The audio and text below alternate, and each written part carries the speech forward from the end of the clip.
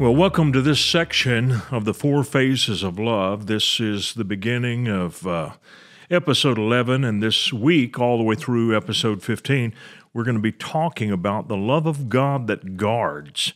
And I want to read our text scripture to you so you understand the foundation from which we're building. Ephesians 3, 17, 18, 19, that Christ may dwell in your hearts by faith, that you, being rooted and grounded in love, may be able to comprehend with all saints what is the breadth and length and depth and height, and to know the love of Christ which passes knowledge, that you might be filled with all the fullness of God. Just to recap, love has more than one face. Love is not always acceptance, and love is not always blessing. Love can be a number of different things, but there are four dimensions specifically given in the book of Ephesians concerning the love of God. It's up to us to search these out and to see how they fit with Scripture, and Scripture always comes together in a very cohesive manner. You can see the same theme, even though different authors are involved. And so the length that Paul is talking about here has to do with the protective nature of God's love. And you see the protective nature of God's love all through the Bible. Now listen to what Jesus said in Matthew 23, verses 37, 38, 39. And we know that Jesus walked in love. He was perfect in love. He demonstrated the most amazing love that has ever been seen. But listen to what he said to the city of Jerusalem. O Jerusalem, Jerusalem, the one who kills the prophets and stones those who are sent to her, how often would I have gathered your children together, as a hen gathers her chicks under her wings, but you were not willing. See, your house is left to you desolate. For I say to you, you shall see me no more till you say, Blessed is he who comes in the name of the Lord. And here we have Christ, shortly before the crucifixion, expressing this amazing willingness to protect the city of Jerusalem from outside forces, from those who would do her harm. It's interesting. History records over 27 different times that the city of Jerusalem had been conquered by a foreign army. I don't know that any other city on the planet could speak to that. I dare say no. No city has been fought over more than Jerusalem, and even today it is a bone of contention, and we see that. The prophet Zechariah said it would be a burdensome stone to all nations. Even though it was God's will, and it was certainly the will of Jesus, he expressed it that he wanted to protect Israel. He would not violate the will of the people, nor would he cancel the rewards of the choices that they make. And your choices have rewards. Now, sometimes those rewards are not pleasant, but nonetheless, those choices bring rewards. Isaiah 1:19 and 20 says this, if you are willing and obedient, you shall eat the good of the land. Now, here's the opposite. But if you refuse and rebel, this is God talking to Israel, he says, you shall be devoured by the sword. And as I said, Jerusalem has been devoured by the sword and conquered 27 different times. And so it is obvious then that its people were not willing and they were not obedient. They had become disobedient, had broken God's laws, rejected his prophets. Jesus said, you stoned the prophets that were sent to you. And so they suffered a great consequence as a result of their rejection. Now, did God quit loving Israel? No, he never quit loving Israel. He still loves Israel to this day. But God will not reward in all conditions. He rewards when we meet conditions. God has always set simple conditions in order for us to receive his blessing. It isn't hard. Now, this is where a lot of people trip. A lot of people confuse unconditional love with unconditional blessing. And you'll hear people say this all the time. I want to give them unconditional love. Well, what do you mean by that? Do you mean that you are going to reward people and bestow blessing upon people who are doing great harm, who are making foolish choices? You know, I've seen this happen down through the ages, and that is when people who are evil are rewarded for their evil, it doesn't make them less evil, it makes them worse. And this happens to be the situation where there is an enabler. I've seen it with married couples where maybe you have a very abusive husband and his wife, instead of standing up to him and refusing to go along with what he's doing, begins to make excuses for him. She becomes his enabler. Happens all the time. It can be just the opposite. It can be the husband doing that for the wife. And so there is an enabler for every abuser who's out there, people who make excuses, and they offer unconditional acceptance, unconditional blessing, thinking that it is unconditional love. Unconditional love will sometimes withdraw blessing in order to get someone's attention. If anyone loved the city of Jerusalem, it was Jesus. Yet near the end of his ministry, he gave a prophecy that said that Jerusalem would be destroyed. And he also made it very clear it was not his will for Jerusalem to be destroyed, but he would not force his will over against a series, generations of wicked and foolish choices. So you have to define what love is. It is not always unconditional blessing.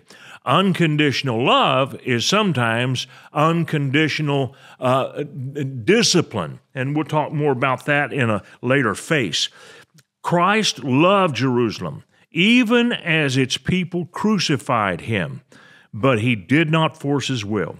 Deuteronomy 30:15. Moses closes the book with this: "See, I have set before you today life and good, death and evil." He didn't say that I'm setting before you life and good, no death, no evil. It was totally up to the people as to what they would receive. Deuteronomy 30:17, "But if your heart turns away so that you do not hear and are drawn away and worship other gods and serve them, this is what will happen." And God warned Israel. You know what he did? God wanted Israel to begin its existence as a nation with a good understanding of what it meant to have a covenant and to follow the covenant and to reject the covenant. Now, Abraham, Isaac, Jacob, Joseph, they walked in the covenant. Even Joseph's brothers, who were evil during a good portion of their lives, came around at the end and accepted the fact that Joseph was obedient to God and that he was sent before them to protect them. But 215 years from the time that God called Abraham into the land, there was a change in Egypt, and this period was 430 years total. You hear people say often that Israel was in bondage in Egypt for 400 years, and that's not really true. If you study the ages of the patriarchs and the genealogies that are given, you see that there was a 400-year period and a 430-year period, and it depends on when you reckon the start. And let me just very quickly get into this so you understand it. You can start the clock when God called Abraham into the land in Genesis chapter 12. And when God called him into the land, Genesis chapter 12, that's when the clock for 430 years started. 430 years later, the children of Israel came out of Egypt. They came out on the self-same day, it says in the book of Exodus. What self-same day? The same day that Abraham left Ur of the Chaldees and left to go into the land of Canaan. 430 years later, they came out. Now, it also says there was a period of 400 years, and the 400 years is reckoned from the time that the seed was named, and that is Isaac on his 5th birthday.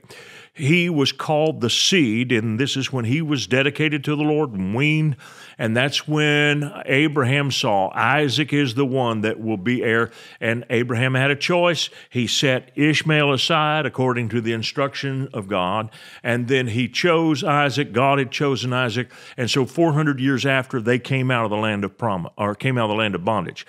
During the last 215 years, they were in servitude, meaning that they were out of favor in Egypt. The Pharaoh died who knew Joseph. A new Pharaoh took power, and he oppressed the people. Now, the Egyptians were cruel.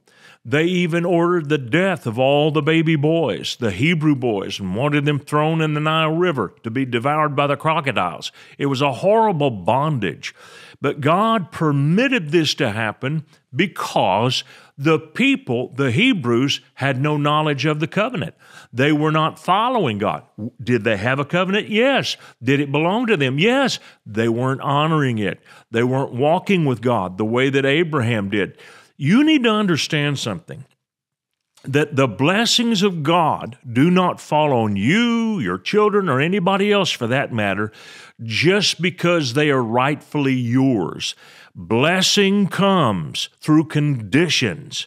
And so when we use this term, unconditional love, we very carefully ought to examine, what does it mean? God never quits loving. He did not quit loving the Israelites, but he did not bless them with freedom from their bondage in that 215-year period because they had forgotten him. They did not know the Lord. And you can see the evidence of that even when Moses came and led them out. It took them a while to begin to have a relationship with God. When they began to walk with God, everything changed and we see the blessing come. So, God guards, and he guards when we are obedient. If you want the protection of the Lord, then we walk in the blessing of the covenant. We lay claim to those promises of protection and provision. We see the heart of Jesus toward that in Matthew when he said, I wanted to put my wings around the city of Jerusalem and protect it, but couldn't do it. And he couldn't do it because Jerusalem was disobedient. So as we walk in God's provision, his obedience, we will see the blessing, because one of the things that love does is that it guards. We use the term length in association with that. When we talk about someone protecting someone who's less able, we will say they will go to any length to protect their children, or they'll go to any length to protect this company they built. The length is associated with guarding and protecting. Well, that's the first of these lessons, but we have more. I'll see you tomorrow with the next one. I want to thank you for watching our podcast today. And if you really liked it, would you please give us a little thumbs up by clicking on that sign down below? And then I would encourage you to subscribe to our channel so you don't miss any of our future podcasts, because they're all going to be good. And if you would like to support us financially, either with a one-time gift or recurring gift, you can do that by clicking on the link below or going to myfaithroots.com. Thank you so much for watching this program.